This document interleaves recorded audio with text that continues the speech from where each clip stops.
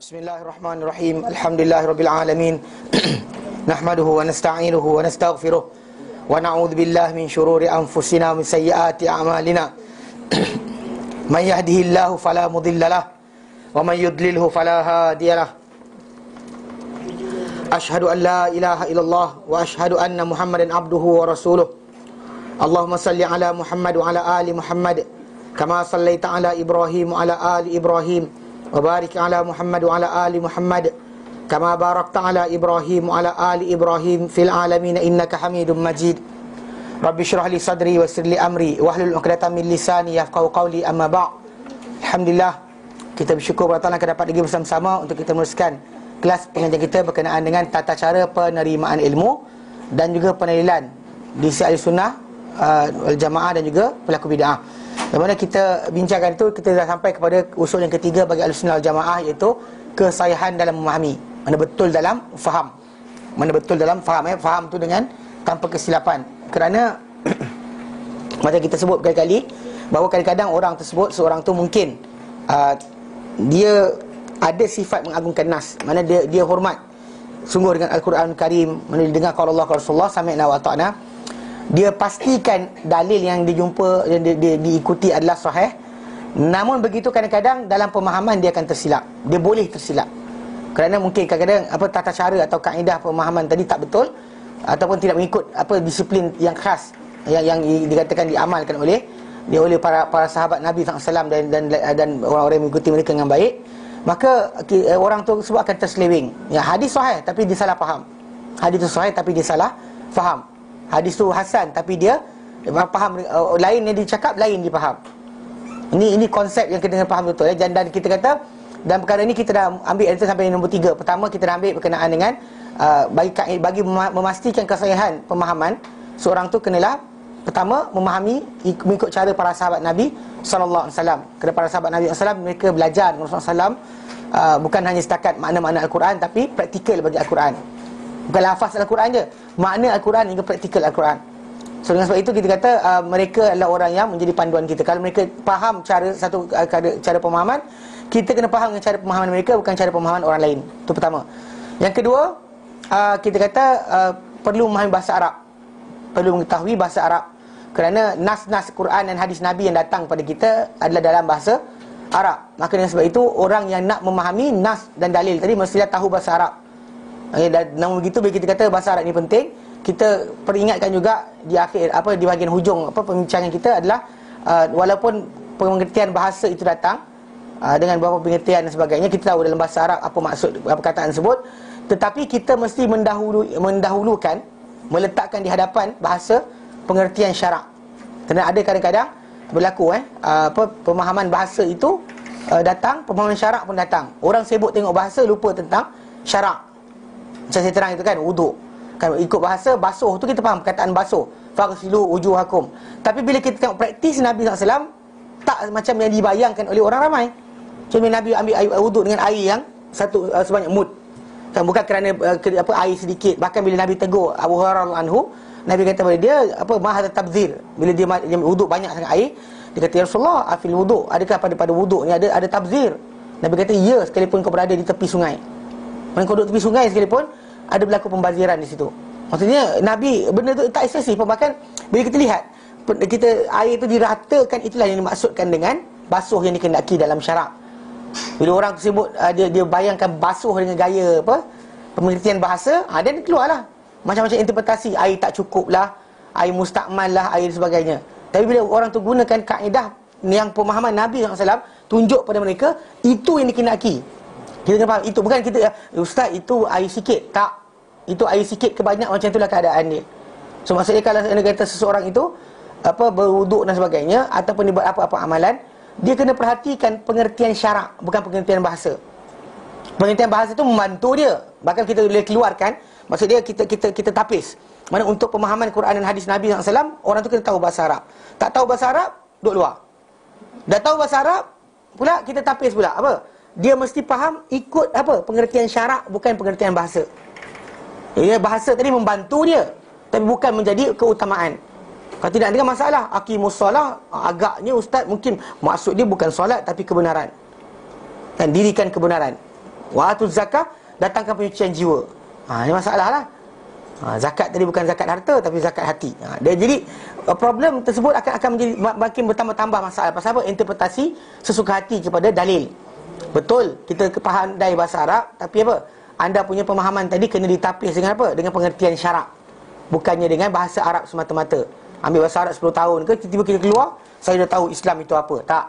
Pasal anda kena ada disiplin dia. Kerana dalam pemahaman, contoh kita bincang Quran itu sendiri, Quran difahami apa?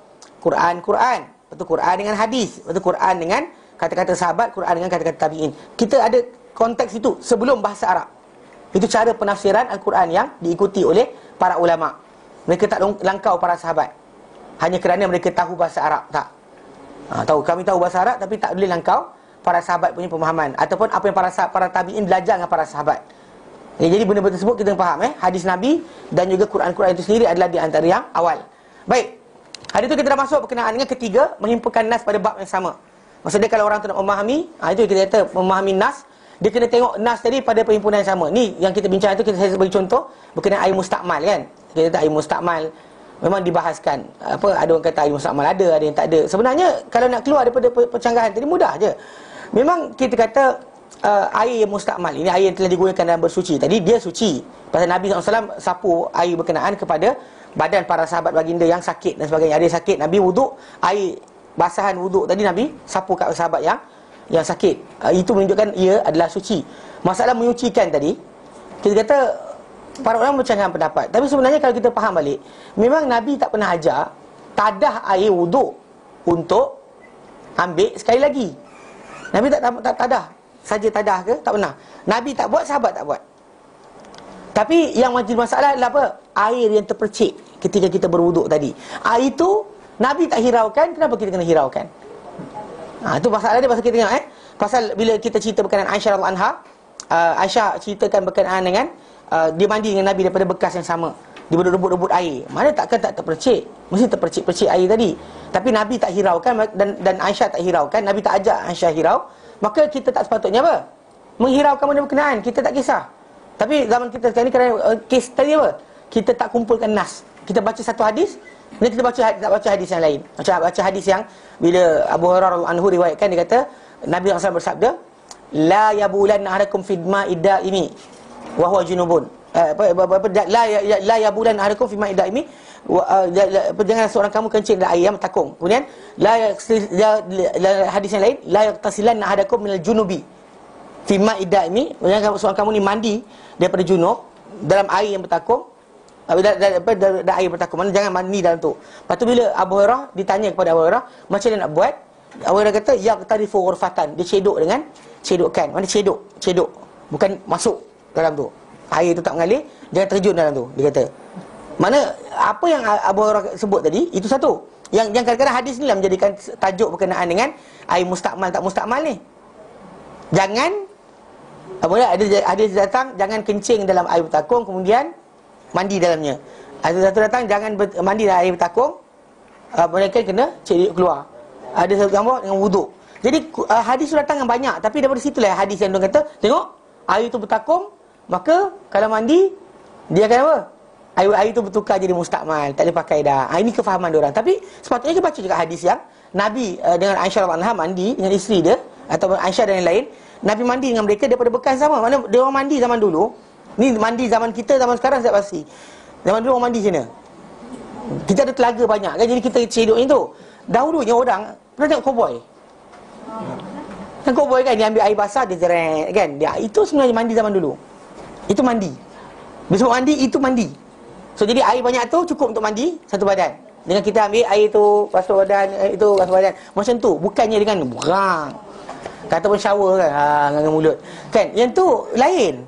Pasal zaman berbeza, kaedah pengaliran air berbeza. Jadi kita tak lupa dah. Cara mandi zaman dulu bukan mandi zaman sekarang. So kaedah berbeza. Jadi maksudnya cedok tangan dalam bekas berkenaan tak merosakkan air tersebut. Hatalah satu hadis tu, isteri Nabi SAW mandi, bekas dia mandi tadi, Nabi tinggal baki air tadi, Nabi gunakan untuk berwuduk. So kalau kita kumpulkan sekaligus, kita faham. Memang bila para ulama katakan air mustakmal itu sebenarnya bukan yang mustakmal yang percik itu, bukan yang cedok tangan itu, tapi apa? Yang saja ditadah. Saja ditadah, mana saja wuduk tadah air tu. Ni nak buat apa ni? Kejap lagi pakai asar pula. Yang ni tak ada. Yang ni para sahabat tak buat, Nabi tak buat. Jadi kalau kita balik pada asas tadi, himpunkan keseluruhan dalil, kita akan faham. Kita bukan hanya bergantung pada tak ada hadis sahih berkenaan dengan air mustakmal. Tapi kita tengok juga apa? Cara praktikal para sahabat, adakah mereka faham macam tu? Memang kita kata air mustakmal tadi percikan tu tak ada masalah. Tapi masalah yang saja tadah ni, Nabi tak buat, sahabat tak buat. Saja tadah. Faham? Dia kata saja tadah. Dia masalah yang orang gatal buat ni sebab apa? Dia kata kalau ada. Ini bagi kalau. Tu. Dia panggil ilmu kalau. Pernah dengar ilmu kalau? Kalau ada. Kalau ada benda macam ni macam mana? Dia soalan dia. Kalau macam ni macam mana? Dia kalau. Dan kat ilmu kalau ni masalah yang menyebabkan orang pening kepala. Sampai kat Malaysia ni tak makan apa? Ketam nipah. Tak makan ketam ni, tak makan sekian kerana sebab ilmu kalau. Punca sebab ilmu kalau. Tahu kenapa? Sebab dia kata ada dua alam. Binatang dua alam tak boleh makan. Okey. Kalau kita buka dalam kitab fiqh mazhab Syafi'i, tajuk binatang dua alam ni dibincangkan adalah ketika persoalan tajuk kalau kalau lah. Okey. Kalau binatang air mati dalam air, timbul terapung, dia dianggap bangkai air. Macam Habib sebut dalam hadis yang sahih yang berkata apa? Huwa, laut tu at-tahur, bersifat menyucikan, maitatuhu ma'uhu, air dia, al-hillu, yang halal, maitatuhu, bangkai dia. Air dia bersifat menyucikan, bangkai dia bersifat halal. Mana bangkai air. Dengan hadis inilah anda makan ketam, sotong, udang, kerang sebagainya tanpa sembelih. Ikan tanpa sembelih. Mana ada sembelih ikan tu? Ambil macam tu je. Kau sembelih tak ikan tadi? Tak ada. Haram makan ni. Tak, dia bangkai. Okey, jadi apa-apa dalam laut tadi kalau dia timbul saja, maka halal makan. Dia panggil bangkai air, maitatul bah. Maitatul ma', air, bangkai air. Termasuk sungai macam tu juga. Dia ada betul sekali, sungai pun macam tu juga. Kalau ada benda air sungai timbul, makan. Jumpa tu mati dah. Kalau orang Melayu kita yang pandai buat kasam sebagainya, berulat pun tak apa ambil.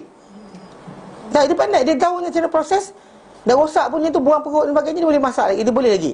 Itu maksudnya as long as sanggup makan halal. Ketam terkapung ke ketam, ya. Yang terkapung tu atau orang tuba ke apa? Tuba, dia akan beracun dalam perut dia. Buang isi perut dia, kulit dia isi dia boleh makan. Orang tak tahu. Dia kena tuba, kan, tuba ataupun dia guna pakai elektrik dan sebagainya. Elektrik tak ada masalah lah, tuba biasa. Kalau orang tu makan isi dalam perut ikan tu, dia kenalah. Pasal ikan tu automatically bila dia makan kan, terus masuk dalam tu, dia terus mati. Bila mati, darah dia stop, tak jalan dah. Sebab itu kita kata biasa ikan kena tuba. Ni orang juga makan lagi. Cara dia buang semua kali, kepala sebagainya buang. Jangan ada sikit pun isi dalam dia, bersih, sebersih-bersihnya. Pasal racun tu masuk dalam dia punya kawasan organ dalaman dia. Buang ketika tu. Lepas tu tapi isi dalam dia masih lagi elok, boleh makan lagi.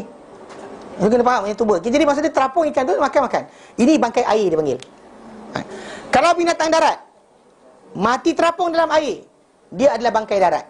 Walaupun sekalipun dia mati dalam air terapung kan. Rusa. Ikan terapung boleh ambil, rusa terapung je Ustaz. Tak boleh lah. Pasal dia bangkai darat. Dia dikira sebagai binatang yang kena sembelih. Okey. Lepas tu dia kata, ada ilmu kalau dia. Kalau ada binatang dekat darat dia hidup, dekat air dia hidup, dia mati terapung dalam air, boleh makan ke tidak? Ini tajuk dia kalau. Yang last sekali orang kita, binatang dua alam tak boleh. Ni salah dia. Itu panggil ilmu kalau. Tahu ilmu kalau? Tak ada. Memang buka lah kitab fiqh mazhab Syafi'i mana pun, takkan ada perbincangan. Orang Melayu je ada keluar tajuk binatang dua alam. Itu sebab kenapa? Mazhab Syafi'i di Malaysia tak makan penyu. Makan telur penyu kan? Ibu penyu tak makan. Mazhab Syafi'i di Maldives makan penyu. Orang mazhab Syafi'i juga di Maldives penyu dah makan. Kita Malaysia telur penyu kita makan, ibu tak makan. Itu kelakar. Ada siapa profesor pensyarah dekat UM kot. Dia kata pasal telur tu di atas fitrah, maka masih lagi bersih. Punyalah mandai kan. Masalah juga bila budak-budak kata, ustaz kan tu buaya punya telur, dia terganga. Itu masalah juga. Gatal cakap itu suruh. Dia tak ada fitrah-fitrahnya. Telur tu tadi kita boleh makan sebab ibu dia boleh makan, halal. Cuma lalu tak lalu je lah. Lalu atau tidak lalu, itu je cara nak masak macam mana. Okey, itu tajuk lain. Nak kena dia permasalahan nak sembelih ni ke tidak. Nak kena sembelih ke tidak? Tu tajuk dia. Kena sembelih ke tidak? Pasal kalau bangkai air, tak payah sembelih. Tapi ada para ulama nyatakan kalau binatang tu darah dia banyak, maka sembelihlah. Kalau darah dia banyak, maka perlu dia sembelih sebelum dimakan. Itu maksud dia, asas tajuk ni. Jadi tajuk binatang dua alam tak pernah timbul sebenarnya. Tapi asal apa? Ilmu kalau tadi. Kalau ada binatang darat dia hidup, air dia hidup, ada binatang itu? Tak ada. Dia mati terapung dalam air, dikira sebagai bangkai darat. Maksud dia kira macam rusa. Dia tak dikira macam ikan. Binatang tu boleh hidup di darat, boleh hidup di air, mati terapung dalam air. Maka dianggap dia sebagai macam rusa, ikan dan sebagainya. Rusa, lembu, kerbau, kambing dan sebagainya. Kalau mati. Kalau tak mati boleh sembelih lah. Masa itu satu. Kedua, tajuk dia sekarang ni benda tu kalau. Tak ada binatangnya tu. Tak ada. Tidak ada binatang itu. Kalau ikan belacak kan, itu dia kena ada air. Tak cair letak ambil dekat darat, tengok apa jadi. Kan? Dia boleh tahan lama. Panggil macam ikan haruan kan, tahan lama dekat darat. Ikan puyuh tahan lama dekat darat. Tapi dia tak boleh hidup dekat darat. Ada separuh ikan tu kan sekat tu panjat pokok. Tahu ikan? Ada ikan yang panjat pokok, bertelur atas pokok dan sebagainya. Dia panjat pokok tu. Kerana dia gesek-gesek panjat pokok. Kemudian ada ikan hibernate dalam tanah, duduk diam. Orang tu buat rumah, jadi buat bata-bata itu, dia termasuk dalam rumah sekali. Lepas tu bila hujan, dia terkena air, dia segar balik. Itu benda tu berlaku. Tapi bukan maksud dia salah faham yang berlaku menyebabkan orang keluarkan fatwa macam-macam. Itu cerita dia. Keluarlah ketam nipah tak boleh makan lah, apalah, itulah, inilah. Sebab apa? Binatang dua alam. Siapa kata? Itu asas dia. Siapa kata? Pasal tajuk dia ni kalau. Ilmu kalau. Kalau ada. Kalau ada binatang macam ni, maka tak boleh macam ni. Itu kalau. Ilmu kalau. So, jadi secara tak langsung kita kata kadang-kadang benda-benda macam ni masuk juga macam wuduk tadi kan. Benda tadi tak ada masalah pun. Kita kata kita benda tu simple. Memang para sahabat tak pernah kumpulkan air. Cuma dia kata kalau dikumpulkan air tadi, macam mana? Dia tahu tak? Gatal buat kumpulkan air tu, wuduk tanpa dah air, wuduk tak ada air. Nabi tak buat, sahabat tak buat. Maksudnya kalau anda buat mukhalafah, anda menyalahi sunnah. Pasal Nabi tak buat benda berkenaan untuk ambil sekali lagi gunakan air berkenaan. Nabi tak buat. Kalau orang kena ain dia, Nabi tadah air, suruh dia wuduk. Air wuduk dia tadi disiram kepada orang yang kena ain. Kalau dia tukang ain, mana ain dia tadi menyebabkan orang sakit, maka dia disiramkan. Ini adalah Musnad Ahmad. Tapi bukan untuk wuduk balik. Tak ada. Untuk wuduk semula Nabi tak buat, sahabat tak buat.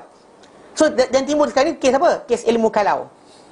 Kalau ada air tadi dikumpulkan melebihi 2 kola atau kurang 2 kola atau setakat 1 botol, macam mana? Dia bagi kalau.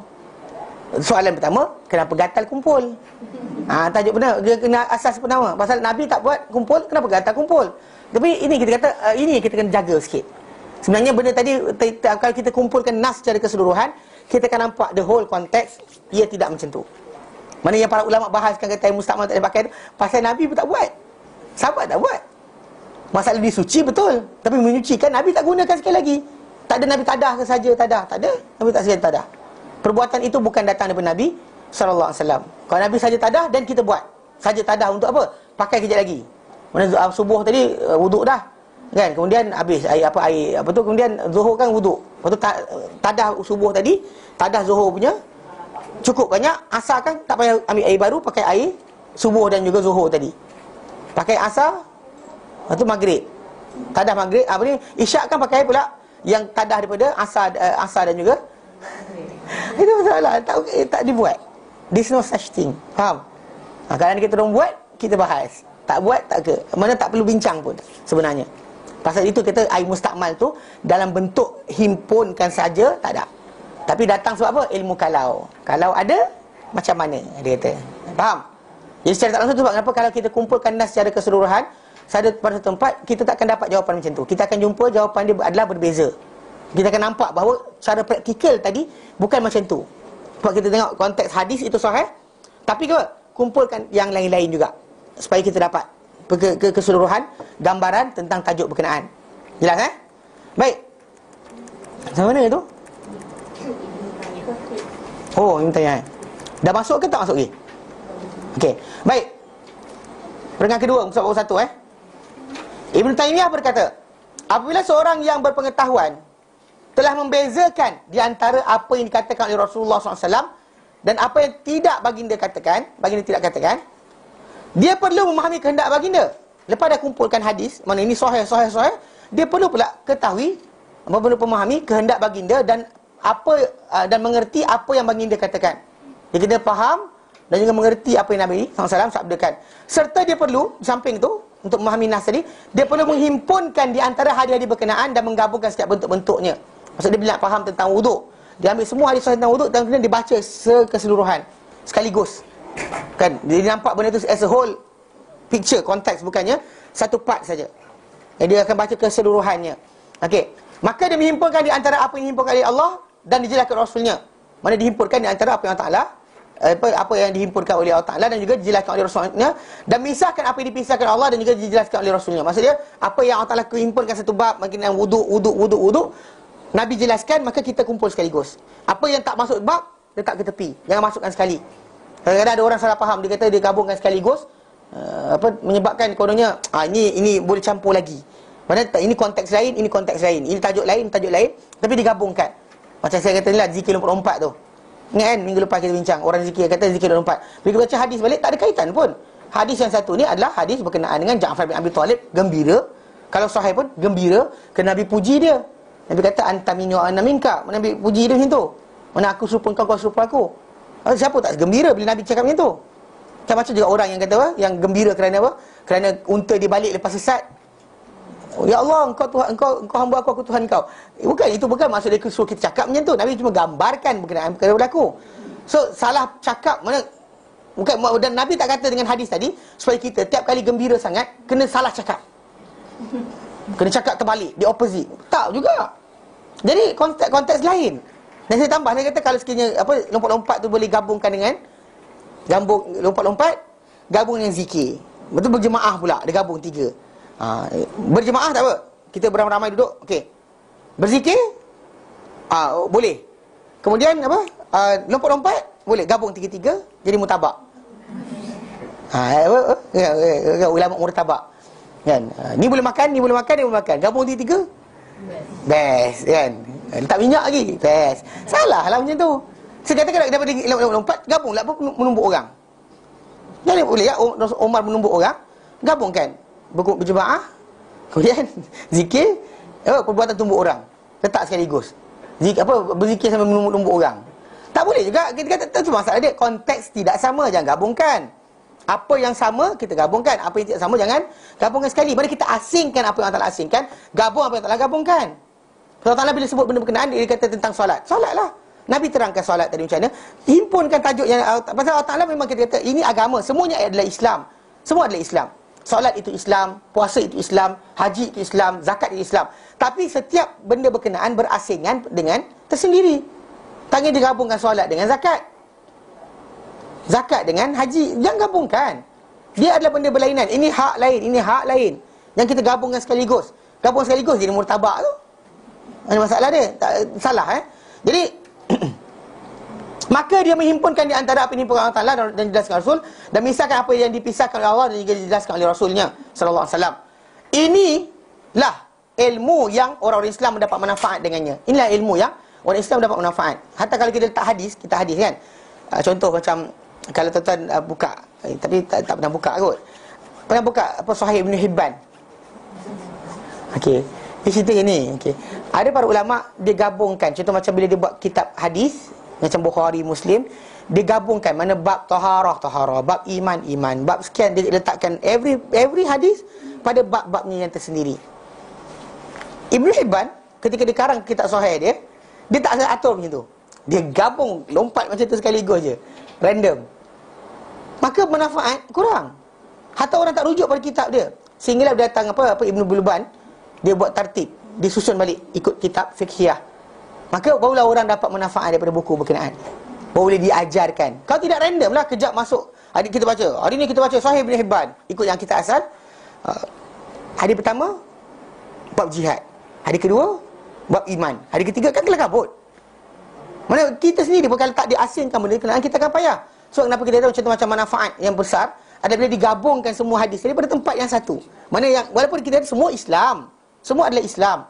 Jihad itu Islam, zakat itu Islam, haji itu Islam, Akhlak baik itu Islam. Tapi bila dirandomkan berterabur macam tu, maka penjelasan dia akan jadi tak sistematik. Bahkan itu Ibn Taymiyah kata, yang pengasingan tadi itu adalah yang manfaat untuk umat Islam. Orang Islam dapat manfaat dengannya. Bahkan kita kata sebab kenapa lepas disusun barulah sekian. Contoh macam Musnad Ahmad Ibn Hanbal. Dia karang musnad berkenaan berdasar pada apa? Nama-nama sahabat Nabi yang meriwayatkan hadis berkenaan. Mungkin dalam hadis Abu Bakar ada sekian-sekian banyak hadis. Tapi hadis tadi scattered.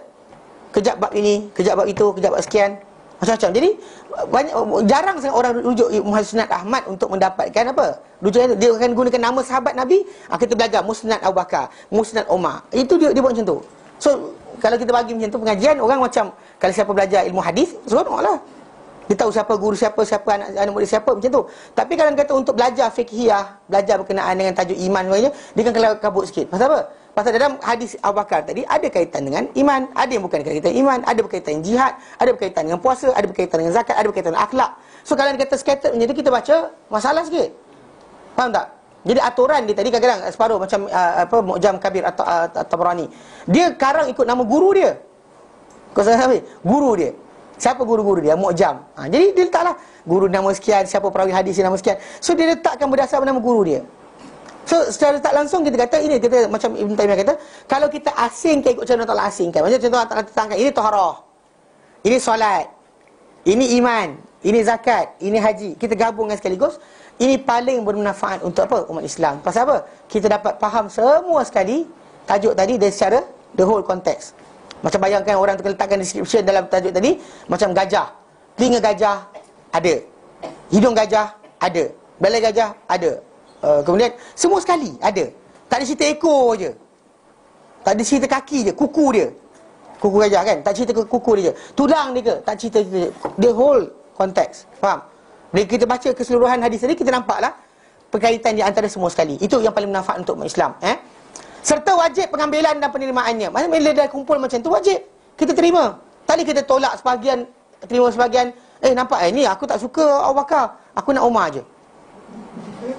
Aku tak suka Abu Hurairah, dia baru masuk Islam. Aku nak Ibn Abbas je. Tak, bukan macam tu. Tidak ada preference macam tu. Bila kita dapat hadis tadi semua sahih, kita kena ambilkan semua. Wajib kita ambil. Setelah dikumpulkan semua sekali macam tu, wajib kita ambil keseluruhannya, ke semua sekali. Bukannya kita tinggal satu, ambil satu. So, ini asas. Bila orang tu nak berdalil dengan betul, dia kena baca semua sekali. Bukan baca ini, tinggal ini. Kenapa baca ini? Sebab ini sedap lah, yang ini tak sedap. Tak ada. Kena ambil semua sekali. Dia bukan macam lauk. Tahu lauk? Lauk makan kan? Tengok hidang. Nak makan apa? Ikan lah, ikan je. Kalau ini makan ayam je. Boleh. Tapi dalam syariat tak boleh macam tu. Pasal bila mana benda telah sahih daripada Nabi SAW, anda kena terima semua sekali. Dan anda kena belajar cara menggabungkan di antara ini dan ini, atau Al-Quran ini dengan ini. Kena tahu macam mana dia boleh fix. Bicara dengan yang Ustaz cakap yang hadis yang tiada yang malam Jumaat. Dan kemudian Al-Bani sahih kan? Hadis berkenaan dengan Al-Kahfi. Tahu tak banyak ulama yang dhaifkan dia?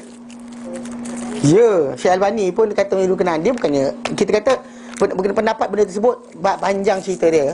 Dan saya ada baca lah dari 3-4 orang syekh apa yang ahli hadis daripada Mesir dan sebagainya. Dia kata benda tu hadis tu tak sahih pun. So sebab itu kita kata memang tak ada pengkhususan ibadat pada hari Jumaat. Kalau kita baca, maksudnya kita pegang konteks tadi, pasal nas tadi, kalau dia sahih, dia tak akan bertentangan. Tapi kalau ini sahih, ini kurang sahih, yang ini dhaif langsung, dia akan belaga. Dia akan belaga. Tapi kalau kita ambil yang sahih saja, dia tak akan belaga. Yang sahih atau hasan kita takkan belaga. Dia akan dia seiring. di dalam dalam itu ada ke dalam Bukhari dan Muslim? Tak ada. Memang itu satu benda yang tak jadikan. Mana nikmat atau umat Islam ni, dia tak perlu pening kepala. Benda tu kalau tak sahih tu, dia bertentangan, tengok mesti ada yang salah satu tu kurang sahih. Dia takkan jadi dua-dua sahih. Dia takkan jadi macam tu. Pasal ini cara Allah Ta'ala berikan. Islam ni tidak datang contradict each other. Dia mesti setiap dalil tadi datang kuat menguatkan, menjelaskan, menerangkan, mengkhususkan. Dia akan datang macam tu. Dia takkan datang langgar. Dia takkan langgar. Yang ni kata putih, ni kata hitam, tak. Dia akan terangkan. Yang ini datang ni akan menerangkan yang ini. Dia bukan datang batalkan. Terus, tak ada. Dia menerangkan menjelaskan. Ataupun kalau contoh itu nasah mansukh. Yang ini mansukh, yang ini nasah. Yang ini yang menasahkan, yang ini dimansuhkan. Itu ada. Tapi secara asasnya kita kata itu cara penggabungan dalil. Kita takkan tolak terus kita kata ini tak sahih, tak. Hadis dah sahih, kita kata sahih. Cuma masalah cara kita nak gabungkan macam mana pemahaman tadi. Jika tidak, kita akan salah faham. Contohnya lah kita kata, kita baca Al-Quran, fawailul lil musallin. Baca itu je, fawailul lil musallin, fawailul musallin, fawailul musallin. Tak baca belakang dia. Masalah lah. Itu jadi kes ada orang yang dibaca yang awal saja. Kemudian dia tengok dia sibuk kata apa? Semayang pun kena masuk neraka wil. So tak usah semayang pun tak apa. Dia ada orang situ. Sedangkan ayat tu kalau baca habis, kita faham lah yang dimaksudkan bukan orang tu. Faham tak? Jadi asasnya memang kita kata nak ayat ini je. Saya nak pegang ayat ni je. Tak nak baca ayat lain. Tak boleh lah. Faham tak? Dia tak boleh. Dia kata saya nak benda ini, tak nak benda itu. Baru dikumpulkan sekali semua dalil tadi dalam satu tempat, kena baca ke semua sekali, terima semua sekali. Cuma nanti kita akan belajar kaedah menggabungkan. Apa yang para ulama kata, ini am, ini khas, ini mutlak, ini muqayyad. Mutlak maksudnya tanpa sebarang ikatan. Mana? Contoh hamba wanita. Tak sebut. Ini kat sini sebut hamba wanita beriman. Jadi ikat sifat iman pada hamba berkenaan. Jadi itu kita kata konteks itu kita kena faham. Mana ini menjelaskan, ini secara menyeluruh, ini secara secara terperinci. Dia akan datang macam tu. Dia takkan datang dengan contradiction, bahkan dia akan datang menjelaskan, menerangkan, bukannya melanggar ataupun orang kata bertentangan. Itu sebab kenapa kita kata kumpulkan dalil semua sekali setempat baru kita dah faham. Macam kitab Riyadhus Salihin Imam Nawawi, antara yang bagus. Bila kita sabar, dia bawa hadis semua tentang sabar. Kalau orang tu baca tak sabar, dia akan faham sabar macam mana. Ada juga sabar yang kita kata contoh macam sabar, benda yang dah lepas, benda yang tak nampak dan sebagainya. Ada pun dalam hadis Nabi datang, orang tu nampak satu kita di depan, Nabi tak kata bagi, Nabi kata lawan. Kalau orang tu datang, dia kata ya Rasulullah, kan maksud dia kena kumpulkan hadis ini dengan hadis ini, jangan tinggalkan. Pegang hadis ni je, hadis ni je pegang. Orang ambil lah, tak apa, tak ada masalah. Tapi dalam masa sama kita ada kehormatan dan sebagainya. Kita tak boleh kata macam redha je. Tak. Allah suruh kita pertahankan, dan Nabi suruh kita pertahankan. Bahkan dijanjikan orang yang pertahankan dia punya harta atau maruah atau darah dan sebagainya, dia mati syahid. Nampak tak kenapa? Nampak dia punya tajuk sabar, itu sabar. Tapi jangan kita pegang yang tu je, tak apa. Orang lempang sebelah lagi, tak apa, saya redha. Kan? Orang tarik baju kita, ambil lah baju. Ini dalam Bible ada. Dalam Islam tak ada. Dalam Islam anda ada tanggungjawab untuk mempertahankan diri anda. Sebab kenapa Nabi kata man mata duna mali fa huwa syahid. Manusia mati mempertahankan harta dia mati syahid. Man mata duna dami fa huwa syahid. Manusia mati mempertahankan diri darah dia fa huwa syahid. Man mata duna irdi, mati mempertahankan maruah dia fa huwa syahid. Mati mempertahankan maruah dia mati syahid. Betul ya Nabi SAW bila ada seorang datang kata Rasulullah, ada orang datang ambil hartaku. Rasulullah kata la tu'ti, jangan bagi dia. Dia kata ya Rasulullah, in qatalani, kau dia nak bunuh aku. Nabi kata qatilhu, lawan balik. Pula. Dia kata ini pelik ni. Lepas tu dia kata ya Rasulullah, in qatalani, dia kata Rasulullah kalau dia bunuh aku. Nabi kata fa anta syahid. Nabi kata fa anta syahid. Dia kata ya Rasulullah, in qataltu, kalau aku bunuh dia, fa huwa finnar, dia dalam neraka. Maksud dia konteks hadis tadi kita kena gabungkan. Ini kisah tajuk sabar, redha, gabungkan sekali. Jangan kita baca sabar dan redha, kita tinggalkan ini. Islam tak ajar. Faham tak? Kalau kita baca pula yang ini je, keras saja, tak ada redha, pun masalah juga. Sebab kenapa kita ada contoh macam kitab Imam Nawawi kan, dia gabungkan kitab taubat, dia kumpul semua hadis tentang taubat. Kitab sabar, kitab takwa, jadi dikumpulkan hadis. Itu dia kata macam Ibn Taimiyah kata antara paling manfaat. Pasal orang tu dah baca semua sekali dan sahih hadis berkenaan, dia kena terima semua. Dia tak boleh kata aku tak nak terima yang ini. Sebab apa? Macam tak kena dengan jiwaku. Tak boleh. Kan? My feeling kan rasa macam lain lah kan. Rasanya my insting insting aku rasa satu lagi lah. Salah. Kita kena terima semua as a whole. Faham tak? Keseluruhan. Mana ini suka ke tak suka, telan. Macam apa? Macam yang kisah Nabi kata, Nabi satu hari tu Nabi tersenyum, Nabi ketawa kan. Pada Abu Dzar Al-Ghifari ada, dia kata Rasulullah kenapa kau ketawa? Dia kata Jibril datang pada aku tadi, dan Jibril beritahu pada aku bahawa barang siapa yang mati di kalangan umatku yang tak menyekutukan dengan Allah Ta'ala sesuatu pun, maka dia akan masuk syurga. Lepas tu Abu Dzar kata wa in zana wa in sarak, takkanlah kalau dia berzina dan dia mencuri, takkan kalau dia berzina, kalau dia mencuri, takkan dia masuk juga. Nabi kata wa in zana wa in sarak, Nabi kata kalau dia berzina pun, kalau dia mencuri pun. Betul kata wa in zana Abu Zar tak puas hati. Wa in zana wa in sarak. Sekalipun dia berzina, sekalipun curi. Betul. Wa in zana wa in sarak. Betul. Dia kata wa in zana wa in sarak. Dia ulang 3 kali. Nabi kata wa in zana wa in sarak raghima anfu Abu Zar. Sekalipun berdebu, sekalipun rugi Abu Zar, tetap dia akan masuk juga. Lepas tu Abu Zar pun pergi wa in zana wa in sarak raghima anfu Abu Zar. Sekalipun Abu Zar tak suka, still benda tu akan berlaku. Maksudnya kita tak boleh nak terima satu, tolak satu. Faham tak? Bila macam itulah kita konteks dia. Kita belajar berkenaan taubat, berkenaan sekian. Tapi kalau kata Nabi berkata lepaslah kita. Tapi kita kena baca juga hadis yang lain. Kata sekalipun masuk syurga umatku, sekalipun dia berzina mencuri, tapi kita tengok di kalangan orang yang Allah Ta'ala kendaki. Kita baca dalam Sahih Muslim, Allah Ta'ala nak keluarkan kan orang terakhir masuk syurga kan. Kan di kalangan orang yang Allah Ta'ala kendaki. Soalannya, adakah kita orang berkenaan? Kena jaga. Sebab kenapa kita kata tidak terlampau kita overconfident, tidak terlampau kita rasa hampa. Tak boleh. Kena pertengahan, kena jaga-jaga. Sebab kenapa kita kata macam hadis tadi, kita tapis dengan hadis satu lagi, supaya kita tak dapat macam dosa ni tak apa. Buat je dosa, nanti bertaubat, insya-Allah Ta'ala akan beri. Pasal Nabi kata wa in zana wa in sarab. Ini yang mencuri tak apa. Pasal Nabi dia janjikan, walaupun anda mencuri, anda akan masuk syurga. Macam Jibril. Tak boleh macam tu. Faham tak?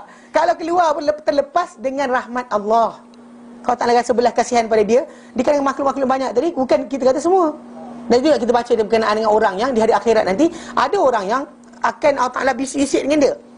Dia kata hadis An-Najwa, hadis berbisik-bisik. Mana hari akhirat nanti ada manusia ni yang, kalau orang lain Allah Ta'ala persoalkan depan-depan, dia ni Allah Ta'ala akan apa? Bisik dengan dia. Orang lain tak dengar apa Allah Ta'ala cakap dengan dia. Allah Ta'ala tunjuk pada dia satu perkara-perkara yang dia buat. 1, 2, 3. Allah Ta'ala kata, ini kau buat. Dia kata, betul ya Allah. Betul ya Allah. Semua dia mengaku betul.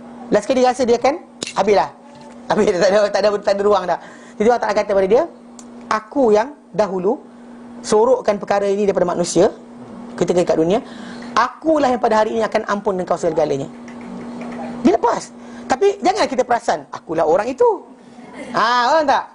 Nabi ceritakan hadis itu untuk beritahu apa? Besarnya rahmat keampunan Allah Ta'ala. Kadang-kadang manusia itu tak tahu pun dia dicapai oleh rahmat Allah Ta'ala, tapi Allah Ta'ala berikan dia rahmat. Dia tak sangka pun dia akan lepas. Dia kata habislah aku, tapi dia Allah Ta'ala kata dengan dia, aku yang sorokkan. Orang tak tahu tentang dosa kau, tapi pada ini akulah yang akan maafkan kau, ampunkan kau segala-galanya. Dia ampunkan. Maksud dia ada peluang, tapi kita kata jangan overconfident. Mana rahmat Allah Ta'ala itu luas. Itu hadis Nabi tunjukkan. So secara tak langsung kita faham bahawa jangan baca satu dalil, baca banyak dalil. Baru kita nampak the whole aspect daripada tajuk tadi. Baru kita nampak ini rupanya maksud dia. Faham tak? Itu sebab kenapa Ibn Taimiyah kata, dia kata wajib pengambilan dan juga penerimaannya. Dengan sebabnya lah telah menjadi penghulu para imam umat Islam. Contoh macam Imam Malik, Abu Hanifah, Syafi'i, Ahmad dan sebagainya. Dia jadi ikutan kepada orang lain. Sebab apa? Sebab cara mereka belajar macam tu.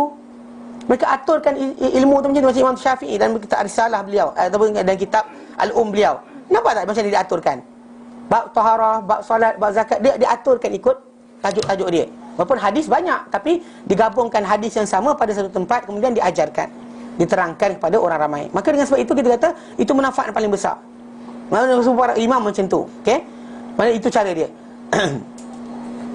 Dia kata seperti yang 4, nanti imam yang 4, apa Abu Hanifah, Malik, dan juga Imam Syafi'i dan juga Ahmad bin Hanbal radhiyallahu anhum ajma'in, wa ta'ala terhadap mereka semua sekali. Semua ini adalah mereka yang contohnya diberikan gambaran macam mana mereka mengumpulkan dalil setempat untuk sebelum mereka terangkan. Maka hasil dia manfaat yang cukup besar pada umat Islam.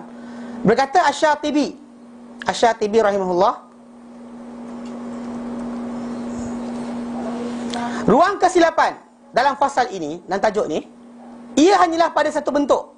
Mana orang nak tersilap dan tajuk berkenaan tajuk salah faham ni, satu bentuk je, iaitu kejahilan mengenai kehendak-kehendak syarak, apa syarak kehendaki daripada orang tersebut, dan tidak menghimpunkan pangkal-pangkalnya di antara satu sama lain. Orang tak himpunkan dalil-dalil tadi pada setempat. Dia baca satu hadis je, nak pegang benda berkenaan. Macam contoh baca orang yang kata, tak apa kita pegang kubur para nabi ni bertawasul sebagainya. Yang Nabi sebut, la taj'alu qabri aida, yang jadikan kubur aku sebagai apa? Hari perayaan dan sebagainya, hari perhimpunan. Nabi sebut macam tu. Kan qatallahu al-yahud, Nabi laknat, la'anallahu al-yahud, Nabi laknat, ittakhadhu qubur anbiya'i masajida. Mereka ambil kubur-kubur masjid nabi mereka sebagai masjid, tempat ibadat. Mana laknat tak sini berlaku. Tapi orang yang sibuk kata, tapi nampak, dia still nak buat juga. Tapi hadis yang ni ditinggalkan, dia tutup mata, tak tengok langsung. Kemudian para sahabat punya amalan, dia tak tengok juga, tutup mata, tak nak tengok. Pasal kalau para sahabat buat, kita akan buat. Mana macam hatam berkenaan maulid dan sebagainya, macam itulah. Itu nama dia tutup mata. Tutup mata dan tak usah tengok langsung.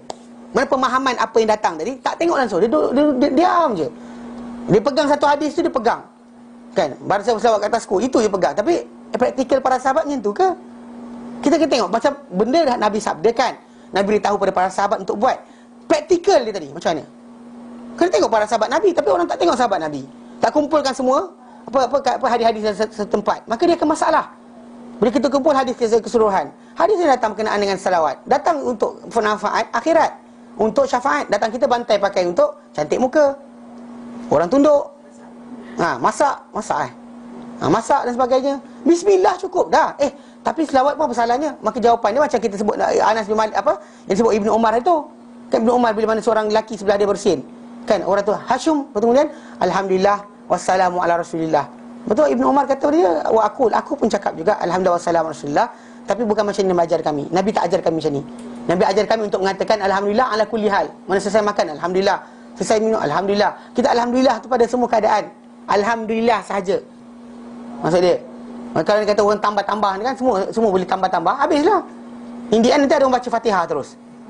Hacum, alhamdulillah rabbil alamin arrahmanir rahim. Tak ada dalil kata haram kan, tak ada larangan. So buat apa salah buat? So Indian mana nak berhenti? Baca surah Kahfi terus boleh tak? Hacum, alhamdulillahilladzi anzal ala abdil kitab wa lam yaj'al lahu iwaja. Kan? Dia baca surah Kahfi terus. Maksud dia, bila kita tak stop restrict tadi, tu buat para sahabat restrict supaya terjaga ajaran Nabi SAW. Dia tumpu pada apa yang Nabi ajar je. Bahkan dia tumpu macam tu je. Dia tak ada tambah, tak ada tolak, tak ada apa improvise, perbaiki ke, tak ada. Apa Nabi ajar itu yang terbaik. Itulah dia cara kita sampai kepada Allah Taala. Jadi kalau dia kata orang tu kata saya rasa lagi bagus, dia ada masalah.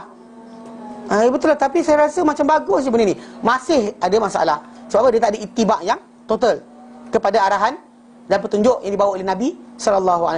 Faham konteks benda tak boleh timbul apa sebenarnya. Maksud dia orang tu biasanya tak kumpulkan dalil sekaligus, dia akan salah, dia akan silap. Dalil itu datang, tapi dia tak baca keseluruhan. Okey?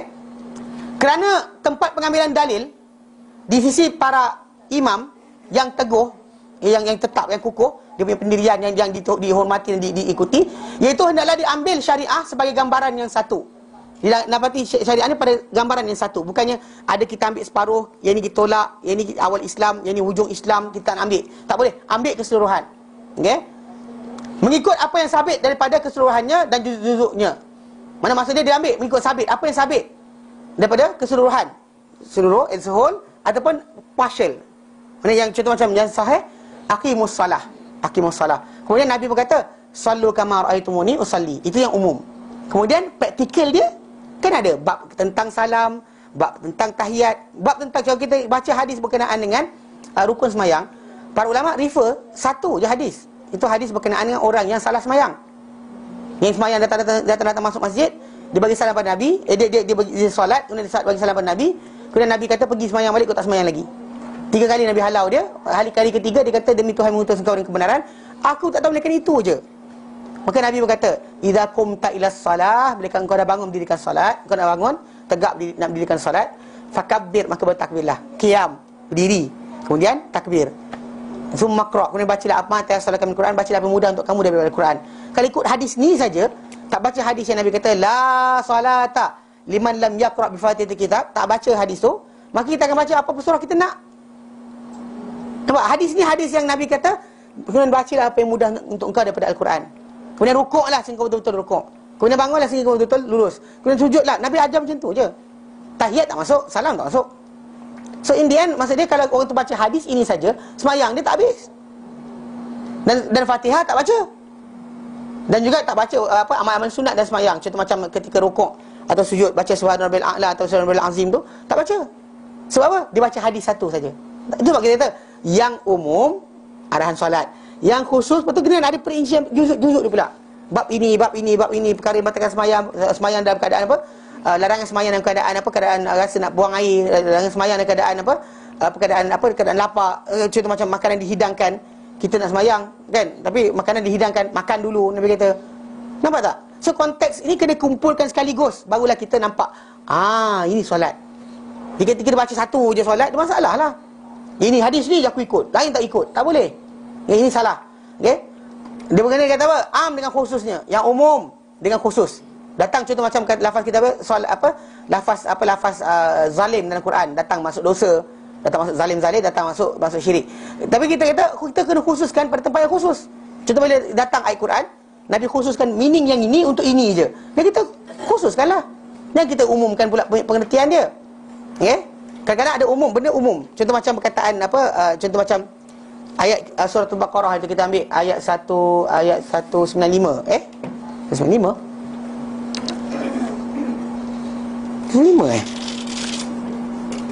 wa anfiqu fi sabilillah wa la tulqu bi aydikum ila tahlukah. Tulqu bi aydikum ila tahlukah. Tulqu 195 betul. 195. Dan berkenaan contoh macam ayat tadi kan. Allah nyatakan wala Allah kata wa anfiqu fi sabilillah. Yang infakkan kamu jalan Allah Taala, wala tulqu bi aydikum ila tahlukah. Yang kamu campakkan diri kamu dalam kebinasaan.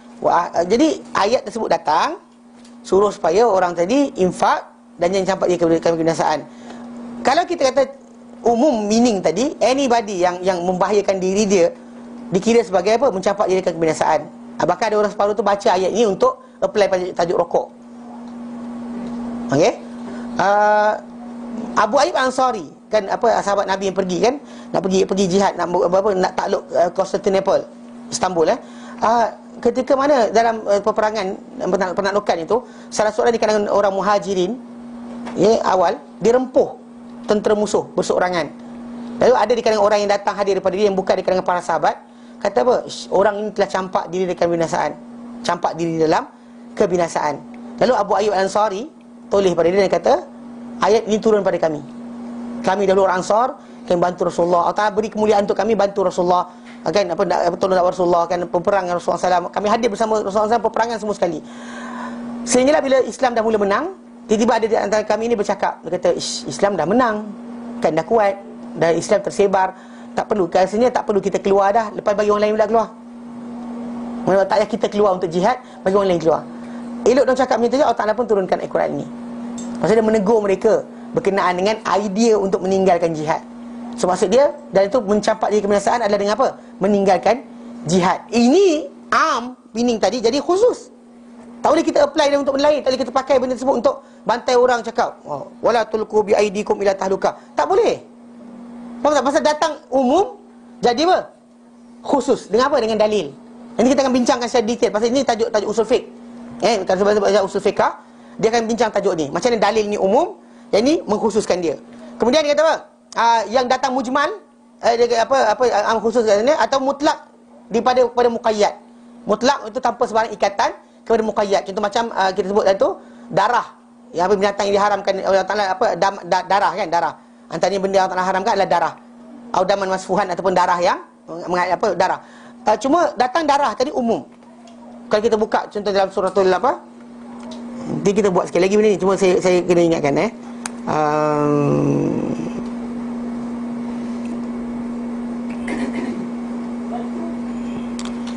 contoh dalam surah dalam surah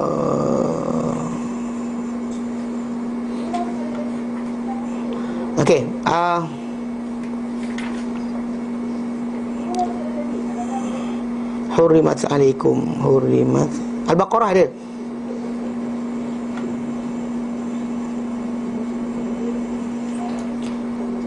Al-Baqarah 173.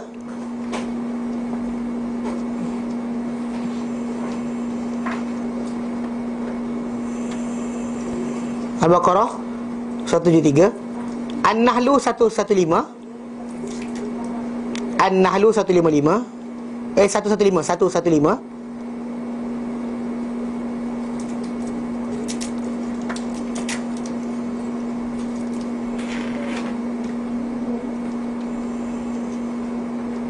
Kemudian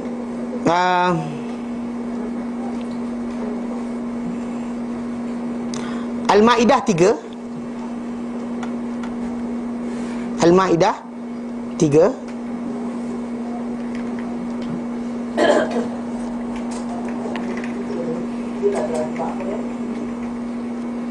Dan ada 6.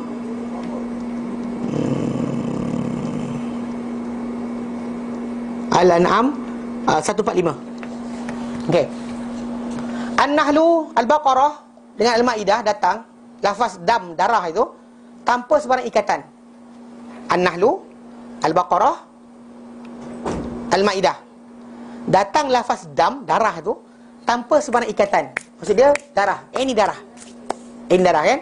Diharamkan atas kamu, dihormat oleh kamu maitatu waddamu, bangkai, darah. Tak diceritakan berkenaan dengan darah macam mana.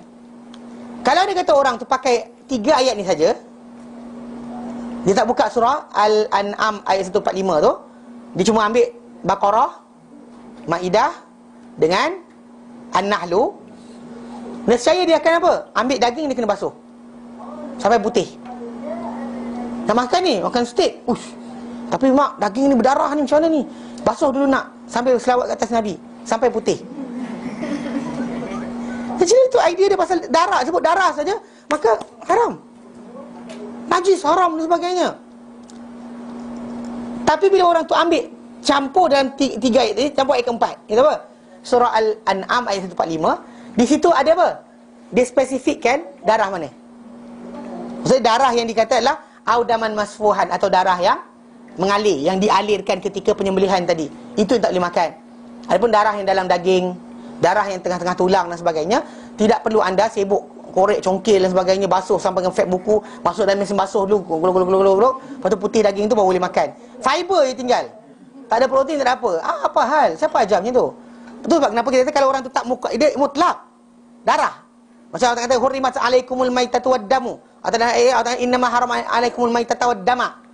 Maitah, dama, dam, darah je, tak sebut berkenaan dengan darah apa. So as long as darah, haram.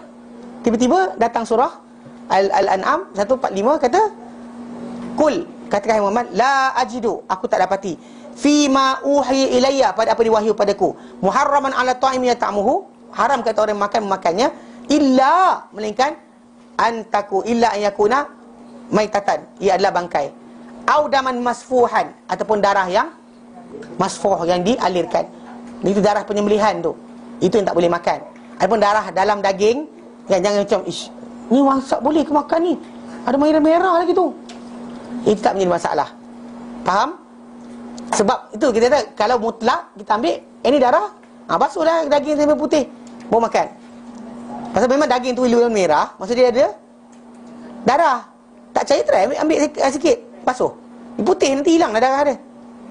Basuh, alirkan air lama sikit, rendam ke 5 minit ke, kan, setengah jam ke, semua darah tu akan keluar. Lepas tu putih. Suci lagi apa? Suci lagi menyucikan. Buat. Islam tak ajar, anda buat. Itu yang dikatakan oleh Syatibi. Kena bawa yang mutlak kepada muqayyad.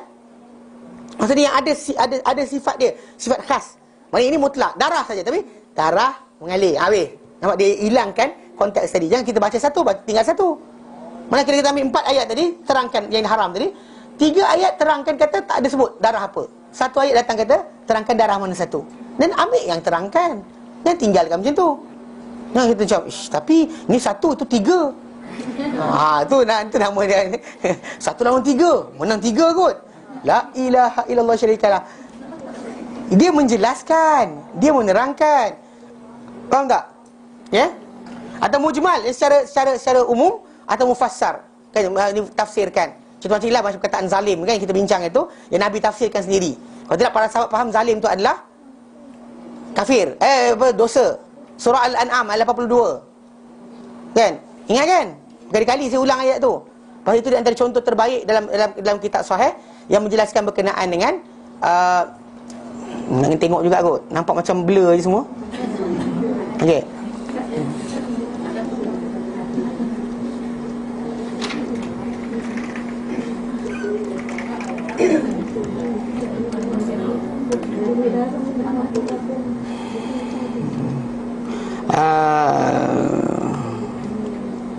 Yalbisu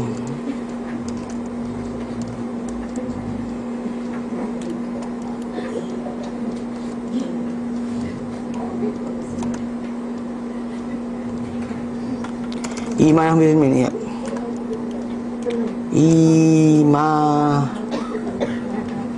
Iman. Okey. Contoh ni. Alamak, ni hilang pula.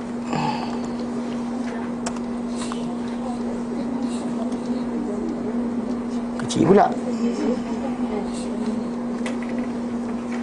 Kita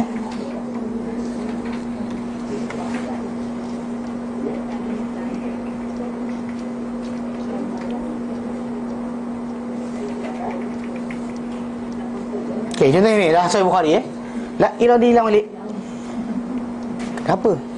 Ya. Okey.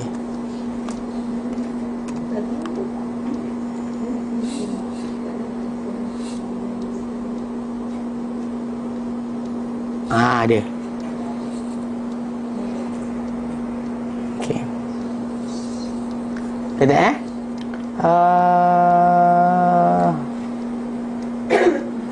Dia kata kat ni. Dalam hadis ni daripada Alqamah ibn Abdullah qala, daripada Alqamah ibn Abdullah qala, lamma nazalat, apabila turun saja Al-Quran, alladina amanu wa lam yalbisu imanahum bidzulmin, orang-orang yang beriman dan tak mencampurkan iman mereka dengan kezaliman. Maksud dia Allah Taala berikan satu kriteria sifat orang beriman yang dikehendaki Allah Taala adalah orang beriman yang tak campur iman mereka dengan kezaliman. Tak kita kezaliman. Problem di perkataan kezaliman tadi actually boleh apply apa saja. Betul tak? Pasal meletakkan satu benda bukan pada tempat ikut bahasa, letakkan satu benda bukan pada tempatnya, itu zalim lah. Putting something bukan pada tempatnya, itu zalim. Okey. Qala ashabu Rasulullah SAW, bila turun ayat berkenaan, qala ashabu Rasulullah SAW, berkata sahabat-sahabat Nabi SAW, ayyuna, siapa kali kita ni, kami ni yang lam yazlim, tidak zalim, tidak menzalimi. Atau dalam satu riwayat datang dia kata la yuzlimu nafsah, wa ayyuna la yuzlimu nafsah. Yang lagi dia kata qulna, bila turun ayat berkenaan, qulna, kami berkata, ya Rasulullah, wahai Rasulullah, ayyuna la yuzlimu nafsah, siapa di kalangan kami yang tak zalimi diri sendiri, tak anai diri sendiri, maksudnya tak berdosa. Dia faham dosa. Kita faham zalim, pukul orang dan sebagainya. Dia faham zalim, para sahabat faham zalim itu adalah berdosa. Qala, Nabi bersabda, laisa kama taqulun, bukanlah macam kamu katakan. Lam yalbisu imanahum bidzulmin, tak mencampur iman mereka dengan kezaliman, ai bisyirkin, dengan syirik. Nabi terangkan, awalam tasma'u ila qauli Luqman li ibnihi, kamu tak dengar ke kata-kata Luqman pada anaknya, ya bunayya la tusyrik billah, wahai anakku jangan kamu sekutukan dengan Allah Taala, inna syirka, syirik itu la zulmun azim, adalah zalim yang besar. Nampak? So dekat sini asal perkataan zalim tadi kita boleh apply apa saja, tapi ditafsirkan di sini oleh Nabi sallallahu alaihi wasallam. So tak boleh kita apply. Jadi itu sebab Nabi saya ingat dulu ada seorang imam berkhutbah. Okey, waktu tu orang bersih ke kat jalan raya kan sebagainya.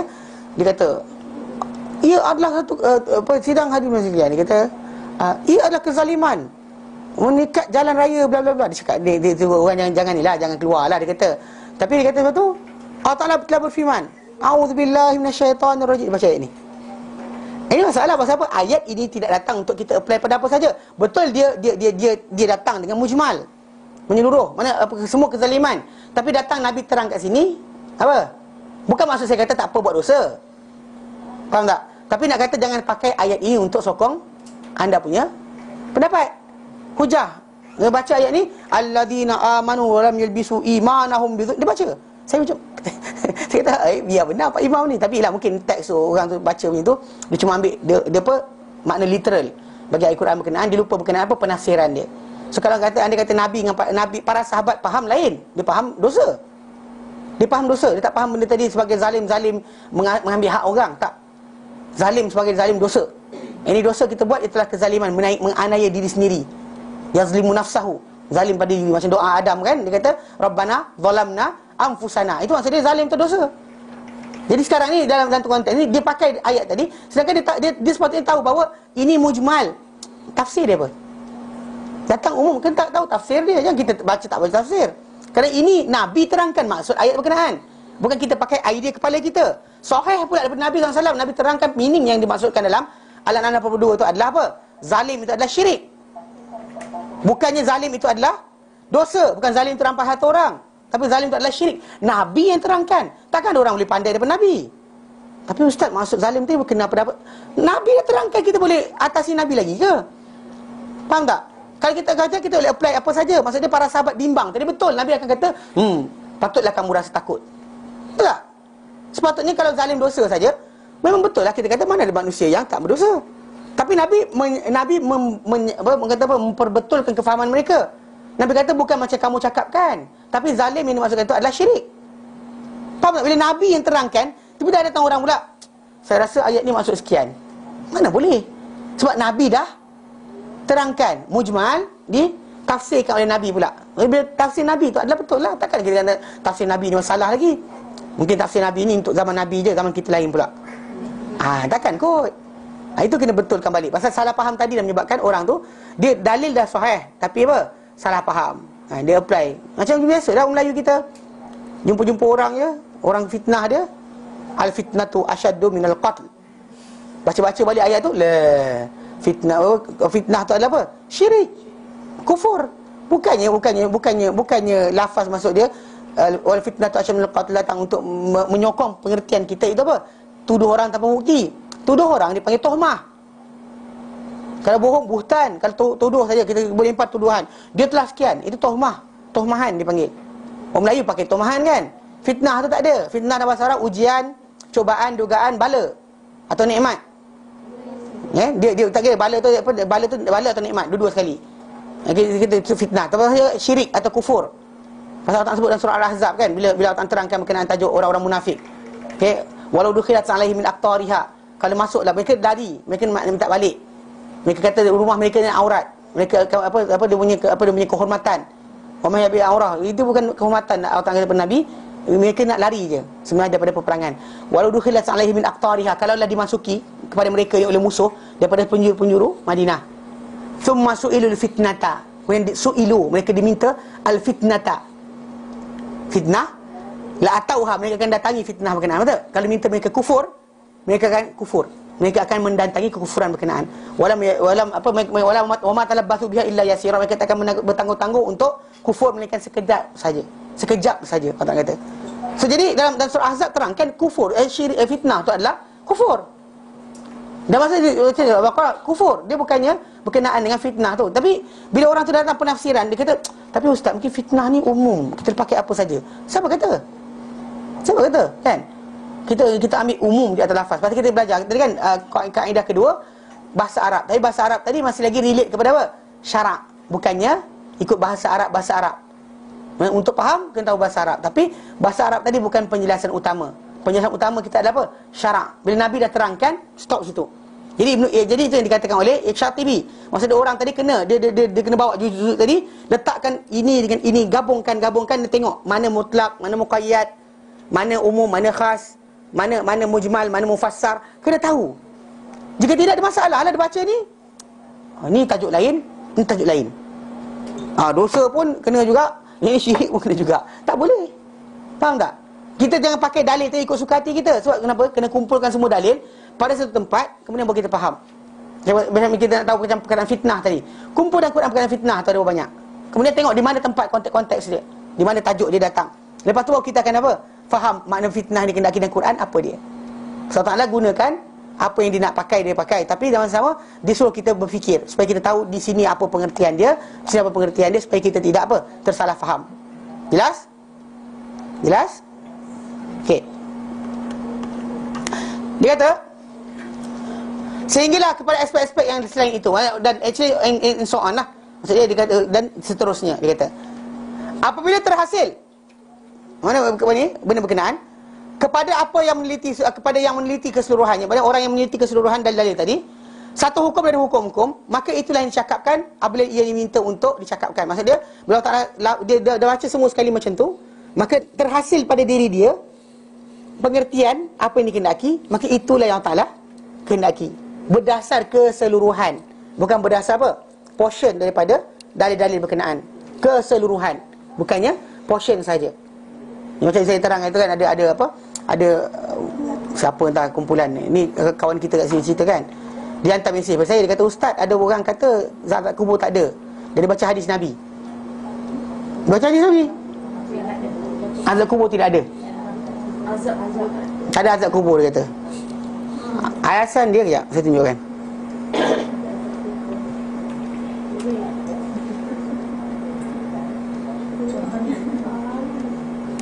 Cek.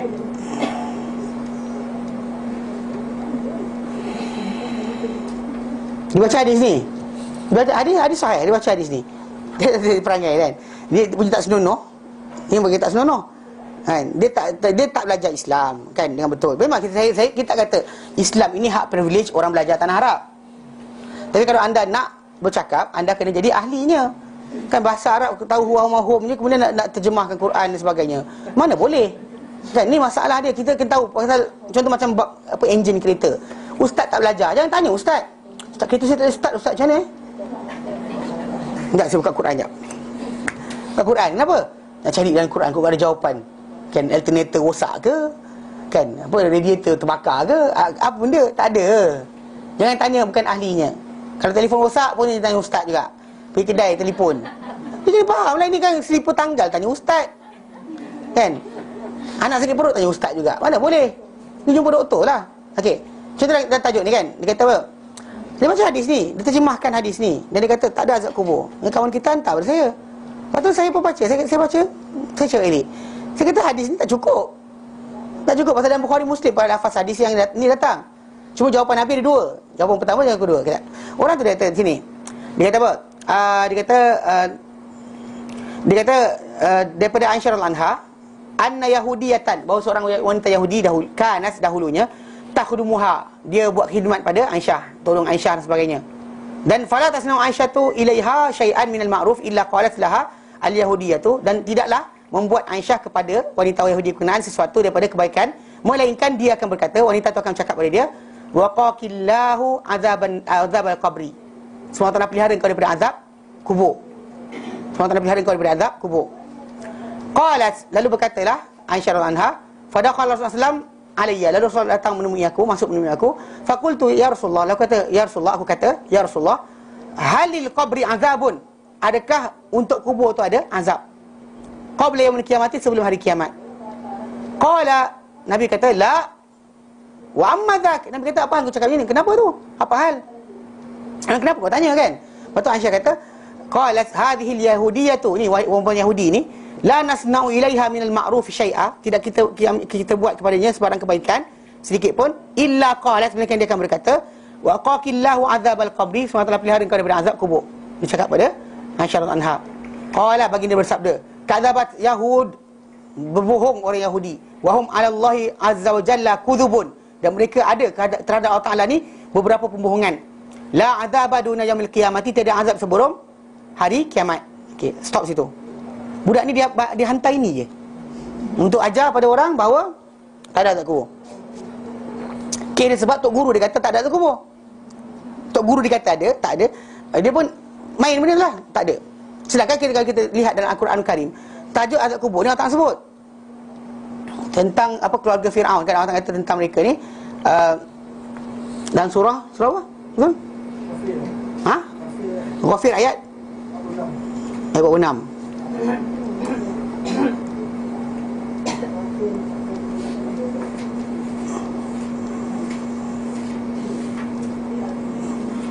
Wa yauma taqumu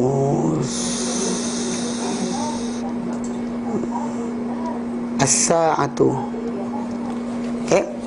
Dan surah Ghafir ayat 46. Allah nyatakan, an-naru yu'raduna 'alaiha ghuduwan wa 'ashiyya. Neraka dihadapkan kepada mereka pagi dan petang. Dan kepada pengikut-pengikut Firaun dan pengikut dia. Wa yauma taqumus sa'atu, dan bila berlaku hari kiamat nanti, Allah Taala akan kata adkhilu ala fir'auna asyaddal azab. Bila masa dia kiamat tak berlaku lagi. Bila berlaku kiamat, barulah mereka dimasukkan dalam azab yang paling dahsyat. Tapi ketika dunia ni, pagi dan petang dihadap pada mereka, okey, neraka, api. Okey. Jadi saya tak langsung hadis Nabi tentang suruh berdoa minta perlindungan daripada 4 perkara. Antaranya adalah azab kubur. Banyak hadis lain. Tapi budak ni dia panggil gatal tau, gatal. Dah bukan ahli tapi nak bercakap. Kemudian nak tunjuk konon dia pandai. Tapi bila kawan kita tegur, lepas tu saya kata, saya kasar sikit, saya kata cakap budak ni kalau tak pandai, tak tahu buat dia diam. Dia pun balas balik. Dia kata, saya baru bertatih-tatih belajar Islam. Kalau kau baru bertatih, jangan cakap lah, kau lempang kau tu. Kan, kau dah bertatih, jangan masuk. Actually bukan bidang kau. Kenapa masuk? Itu soalan pertama kena tanya. Dan saya cakap, saya kata hadis tak habis, baca tak habis. Seterang kau, saya kata hadis sambungan dia, tak sambungan dia. Qalat, berkata Aisyah radhiyallahu anha, "Summa makatha ba'da dzaka, masya Allah an yamkutha." Kemudian Nabi diam. Diam, tak ada apa benda. Okey, ba'da dzaka, sesudah itu, masya Allah an yamkutha, sedang mana Allah Taala kehendaki untuk Nabi diam. Fa kharaja, lalu baginda keluar. Kharaja dzata yaumin, pada satu hari. Nisfan nahar, di pertengahan siang. Mustamilan bi thawbihi, berkelubung dengan baju baginda sendiri. Muhmarratan ainah, merah mata Nabi SAW, dua mata baginda. Wahwa yunadi, dan dia, Nabi ketika itu dalam keadaan berkelubung dengan mata merah-merah, macam berapa menangis lah kita kata. Nabi kata apa? Kita mata merah bangun tidur. Nabi merah mata. Nabi kata, wahwa yunadi, Aisyah kata Nabi berseru bi'a'la sautihi, dengan sekuat-kuat suara baginda. Nabi kata apa? Ayyuhan nas, wahai orang ramai, azallatkumul fitnatu kakita'il lailil muslim, telah mula menyerubung ke atas kamu fitnah-fitnah, ujian-ujian yang seperti keratan malam yang gelap. Mana ada shade of ni, mana makin gelap dia kata. Ayuhan nas, wahai manusia, lau ta'lamuna ma a'lamu, kalau kamu tahu apa aku tahu, la bakaitum katsira, kamu pasti akan menangis banyak. Wa dhahiktum qalil, kamu ketawa sedikit. Ayuhan nas, wahai manusia, ista'izu billah min azabil qabri, minta perlindungan dengan Allah Ta'ala daripada azab kubur. Fa inna azabal qabri haqqun, kerana azab kubur tak adalah benar. Kalau baca ke semua, ada masalah tak nak faham? Ini sebelum diwahyukan, selepas diwahyukan, sebelum Allah Ta'ala bagi tahu, sebelum Allah Ta'ala bagi tahu. Dan memang Allah Ta'ala pernah tangguhkan wahyu untuk Rasulullah. Bila orang Yahudi tanya 3 benda, roh, Ashabul Kahfi dengan Zulkarnain. Kan Nabi kata datang esok aku bagi tahu, tak lupa nak cakap, insya-Allah Allah Ta'ala tangguhkan berminggu-minggu.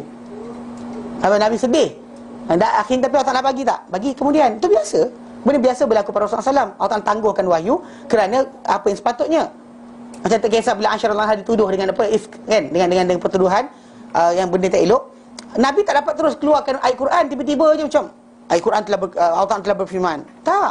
Berminggu juga. Sehingga Aisyah radhiyallahu anha sakit-sakit. Sehingga dia kata Allah Ta'ala akan bersihkan aku. Jadi Allah Ta'ala turunkan pembersihan untuk nama Aisyah radhiyallahu anha dan surah An-Nur. Barulah ketika itu Nabi pun sebat orang yang bawa pertuduhan tu. Bawa tajuk tu, yang tukang sebar cerita, Nabi sebat dalam perutan. Tapi konteksnya Nabi tunggu wahyu datang baru Nabi. Macam tu juga masalah ni. Bila orang-orang Yahudi ni kan banyak pembohongan kata Allah dan Rasulnya. Maka bila dia cakap satu benda, Nabi akan deny dahulu benda berkenaan. Okay, tapi lepas tak nak berikan wahyu, beritahu baru ada, maka Nabi katalah ada, udahlah. Lepas tu budak ni kata, ustaz kena terang kepada saya, apakah zanni dalal qat'i dalalah dalam hadis tadi. Aku lempang je kata kan. Saya kata kalau bukan ahli, bincang tak guna pun. Bahasa Arab buat tahu wa mahum tiba. Saya nak bincangkan qat'i dalalah, petunjuk yang pasti, petunjuk yang diyakini. Tak pasti lagi tapi diyakini. Nak bincang apa bendanya? Dalil punya banyak, ada yang lain. Kena baca hadis tu saja. Kena baca hadis saja, tak baca hadis lain. Hadis tentang perlindungan daripada azab kubur, hadis yang lain. Dalam Bukhari lafaz yang lain datang. Dalam Bukhari lafaz datang, hadis apa lafaz dalam Bukhari okey, tak dalam Bukhari. Tak, dalam lafaz Bukhari direct Nabi kata, Aisyah kata, anna Rasulullah SAW kana dahulunya yad'u fi salah, dalam salat Nabi doa, Allahumma inni a'udzubika min azabil qabri. Ini Nabi doa. Dalam Bukhari Nabi Aisyah cerita Nabi doa, ya Allah, aku berlindung dengan kau daripada azab kubur. Wa a'udzubika min fitnatil masih dajjal. Dan aku berlindung dengan kau daripada ujian al-masih dajjal. Wa a'udzubika min fitnatil mahya wal mamat wa fitnatil mamat. Dan aku minta perlindungan kau ya Allah daripada ujian kehidupan dan juga kematian. Allahumma inni a'udzubika min al-ma'thami wal maghrami. Ya Allah, minta perlindungan kau daripada kedosa dan juga apa tergadai, berhutang. Faqala lahu qail ma aktsaru ma stata'idhu min al-maghrami. Hilang tak? Okey. Dia kata apa? Kenapa banyak sangat minta ampun daripada maghram ni kan? Minta perlindungan daripada maghram. Faqala Nabi sabda, inna rajula idza gharima haddatsa fakadzaba wa wa'ada fa akhlafa. Sebenarnya orang tadi bila dia berhutang teruk sangat, dia akan bercakap lalu dia berbohong. Dan juga dia berjanji dia akan mungkin janji. Itu biasa dia akan mungkir kalau banyak sangat hutang. Betul tak? Jadi Nabi perlindungan lah. Jadi yang hadis tu datang dengan lafaz kata minta perlindungan kubur, bukan satu, banyak lagi hadis yang lain. Jadi maksud dia ada masalah bila orang tu kata tolak, dia sibuk baca satu hadis ni. Kemudian apakah ustaz, apakah dia apa panggil qat'i dalalah, zanni dalalah hadis tadi. Saya rasa macam kalau budak kecil lempang je kan. Serius, tak ada kaitan pun. Itu dah bincang. Katakan seorang doktor nak bedah orang, datang seorang ustaz kata, doktor nak bedah ni side kiri ke side kanan? Dia appendix. Tak boleh ke bedah daripada belakang? Doktor cakap apa? Kan itu masalah dia. Kita kata benda-benda yang kita nak buat ni, kita kata kalau kita bukan ahlinya, dia diam, udahlah. Kalau kita ahlinya, silakan cakap. Kan? Ini tak layak. Dia kata saya baru bertatih mempelajari Islam, tapi gatal nak bercakap. Kenapa? Kenapa apa? Kerana guru dia kata tak ada azab kubur, dia pakai bantai. Guru ambil hadis ni, potong sekerat. Kenapa? Pasal jadi orang lain pun ketika tu macam tengok tak ada azab kubur. Ini masalah orang macam ni. Kan tak belajar, duduk diam lah. Sebab kenapa kita kata pasal apa? Kadang-kadang dalil tu ada, baca banyak. Yang baca satu tu, baca habis. Kan baca separuh je kan, sebarkan. Nampak sangat jahat. Bagi saya dia jahat. Kerana kata dia tahu, dia jahat. Kalau dia tak tahu, dia jahil, patut diam. Kalau dia tahu dan dia buat, memang dia dubious, ada niat jahat. Kan niat intention tadi, bad intention, sengaja nak menyesatkan orang. Tapi kalau kata dia buat benda berkenaan tanpa tahu, maka dia sepatutnya diam. Kalau dia tak tahu kan, dalam surah Al-Kahfi Allah nyatakan, surah Al-Isra Allah nyatakan, wala takfu ma laysa laka bihi ilm, yang kamu ikuti, turuti apa yang tadi kamu ilmu mengenainya. Itu arahan Allah Taala. Jadi kita tak boleh buat benda berkenaan atas suka hati kita. Faham? Jadi dalil tadi kena himpunkan keseluruhan, barulah kita nampak keseluruhan apa yang dikehendaki. Okey? Kemudian beliau menyatakan kaedah menyeluruh. Lalu beliau berkata, oleh itu keadaan orang-orang yang teguh adalah orang yang tetap dalam Islam ni adalah menggambarkan syariah sebagai gambaran yang satu, yang sebahagiannya membantu sebahagian yang lain, seperti anggota tubuh manusia. Apabila digambarkan dengan gambaran yang mendatangkan hasil. Jadi gambaran tubuh manusia tu tangan, kaki, semua sekali. Bukan 4 tangan je. Siapa tu? Itu tangan. Tadi kita kena keseluruhan manusia tadi. Okey? Dan Asy-Syatibi juga berkata, seringkali anda melihat orang-orang jahil berhujah untuk diri mereka dengan dalil-dalil yang rosak dan dengan dalil yang sahih. Dia pakai dua-dua sekali. Rosak ke, sahih ke dia ambil. Kerana meringkaskan pandangan dalil tertentu dan kerana menolakkan melihat pada dalil usul dan furu'. Mana dia orang ni hujah untuk diri mereka dengan dalil rosak dan dalil sahih. Rosak dia pakai, sahih pun dia pakai. Kerana meringkaskan pandangan kepada dalil tertentu, nak tumpu pada apa? Pendapat tertentu dalam dalil tadi yang dia nak pegang. Jadilah dia pegang sikit je. Yang Bukhari ditinggalkan, Muslim tinggalkan, yang lain ditinggalkan. Kenapa? Nak pegang yang kecil tu. Okey? Kerana untuk melihat pada dalil usul dan furu' yang lain yang menyokong pendapatnya dan menentangnya. Kalau dia kata dalil tu sokong dia, dia ambil, menentang dia tinggalkan. Okey. Jadi kita insya-Allah kita sama kemudian nanti kita akan ambil berkenaan dengan apakah kaedah, ada kaedah-kaedah ilmiah bagi menggabungkan kalau sekiranya ada berlaku pertembungan antara dalil-dalil. Macam mana kita kata mutlak, muqayyad, am, khas tadi, macam mana kita gabungkan. Nanti kita akan bincangkan secara detail insya-Allah. Sikitlah dia ada kaitan sikit dengan usul fiqh. Saya belajar usul fiqh, tajuk ni kena ada. Kalau dia bukan usul fiqh ni, kita kata belajar berkenaan dengan usul-usul kita panggil sumber-sumber syariah. Dah ada sumber syariah, cara nak faham dia ajar juga. So insya-Allah nanti kita akan bincangkan sikit berkenaan dengan macam mana bila Imam Syatibi sebut berkenaan am, khas, kan mutlak, muqayyad, kan mujmal, mufassal. Kita nak, macam mana kita nak pakai pada dalil. Kita akan tengok contoh-contoh dan kita akan ambil. Tadi kita ambil sikit, nanti kita akan ambil lebih detail insya-Allah. Okey, baik, kita berhenti kat sini. Soalan? Tak ada kot. Baik, kita berhenti sini. Wallahu a'lam. Wa sallallahu ala sayyidina Muhammad wa sallam walhamdulillahi alamin. Subhanaka wa bihamdika asyhadu an la ilaha illa anta astaghfiruka wa atubu ilaik. Assalamualaikum warahmatullahi taala wabarakatuh.